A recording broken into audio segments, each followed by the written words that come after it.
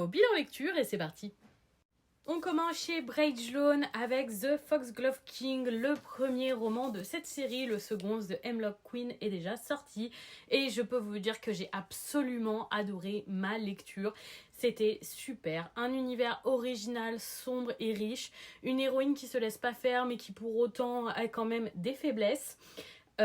Une critique de la religion très profonde et très bien rédigée, des complots à la cour, dans une cour un petit peu royale impériale, vraiment très intéressante, un récit super bien écrit. J'ai adoré cette lecture, j'ai trouvé ça tellement prenant à lire.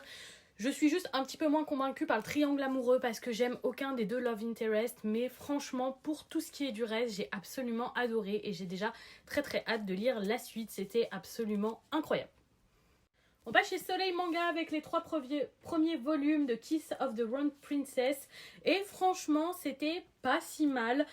Je regrette que ce soit rédigé de cette manière et que ce soit aussi parfois niais et enfantin parce que franchement l'univers avait du potentiel et l'intrigue était vraiment différente de ce qu'on voit d'habitude. Mais entre les dessins qui datent des années 2000 et qui sont plus du tout à mon goût et la rédaction de ce récit qui est vraiment pas top, je laisse tomber. C'est dommage parce qu'il y avait du potentiel.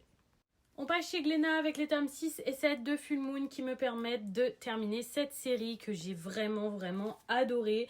Un gros coup de cœur pour ce titre, c'est un shoujo qui change et Arina Tanemura est forte pour ça. Un shoujo qui va parler de suicide, de mort, de sujets très profonds, parfois très touchants et j'ai absolument adoré ma lecture. On passe chez Omake avec le 5e et dernier volume de Bloody Crease. J'ai absolument adoré aussi ce titre. Vraiment un titre horrifique dans un milieu vampire très intéressant, dans un espèce de huis clos sur un paquebot. J'ai vraiment beaucoup aimé ma lecture. La fin n'est pas vraiment une fin ouverte mais laisse présager une potentielle suite et j'espère qu'on en aura une un jour. On passe chez K-Books avec le premier volume de Take Me, I'm Yours, une romance entre une jeune femme et un homme qui est plus ou moins un fantôme parce qu'il est sorti de son corps mais il n'est pas encore décédé. Bref, c'est un peu bizarre. J'ai eu du mal à prendre ce récit au sérieux, à me plonger dedans dû à la situation de cet homme et à l'acceptation beaucoup trop facile de cette femme. J'ai pas vraiment été convaincue, c'est pas mauvais mais c'est pas assez bon pour que je continue.